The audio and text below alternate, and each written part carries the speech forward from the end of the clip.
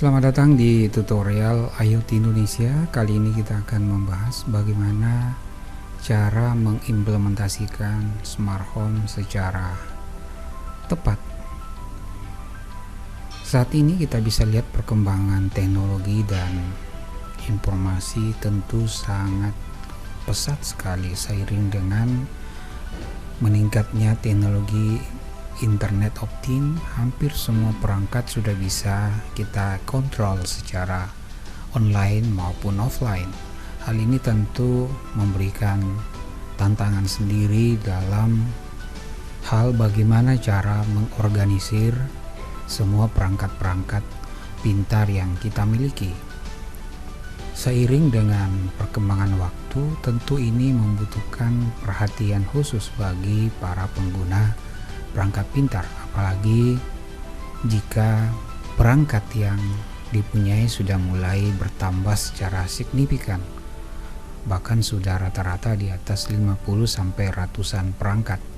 Tentu ini tidak cukup hanya mengandalkan aplikasi bawaan daripada perangkat itu sendiri, apalagi kalau kita memiliki aplikasi atau device yang berbasis multi brand. Itu tentu kita akan kerepotan dalam mengorganisir. Untungnya telah hadir sebuah aplikasi bernama Home Assistant yang bisa menjembatani koneksi antara beberapa brand-brand yang terkenal dan tentunya bisa menyatukan dalam satu ekosistem. Selanjutnya, perangkat-perangkat pintar ini menurut hemat saya bahwa pengontrolan selama ini yang dilakukan melalui satu aplikasi yang ada di HP kita itu sebenarnya hanya memindahkan fungsi daripada saklar fisiknya ke dalam HP kita.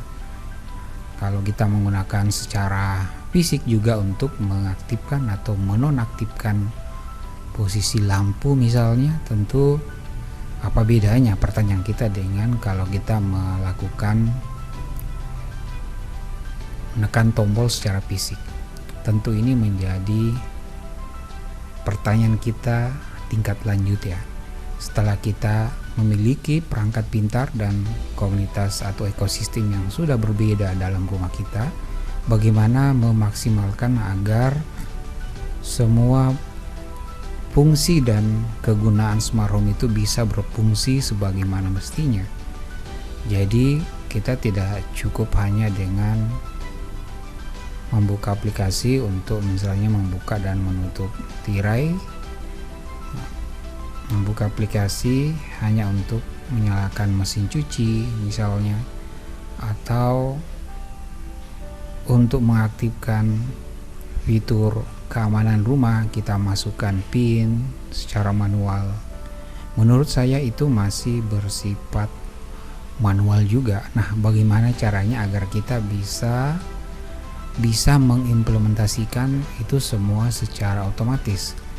Karena konsep daripada smart home itu mengandung 3 dasar. Yang pertama, sebuah perangkat pintar harus bisa bekerja secara mandiri tanpa adanya intervensi dari user atau pengguna.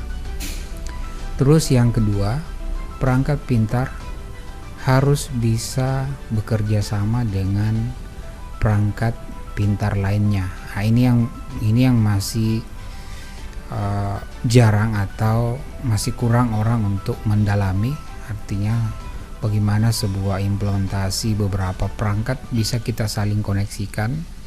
Kemudian yang ketiga, hukum yang harus kita pahami bahwa perangkat pintar harus tetap bisa diakses secara fisik. Jika 2 item di atas tadi sebelumnya yang saya sebutkan tidak bisa diakses secara online, diakibatkan oleh koneksi internet atau koneksi wifi yang tidak stabil.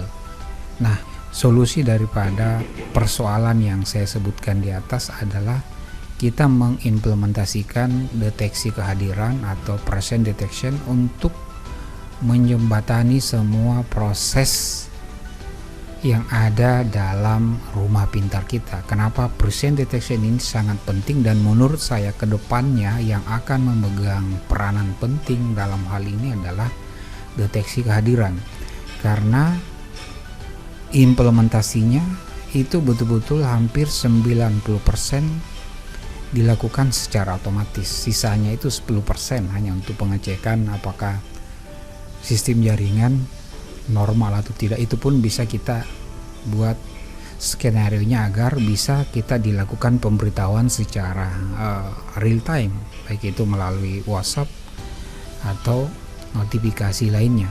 Dengan pemanfaatan daripada presence detection ini, bisa dikatakan bahwa fungsi dan definisi smart home ini betul-betul bisa kita rasakan dengan sebenarnya.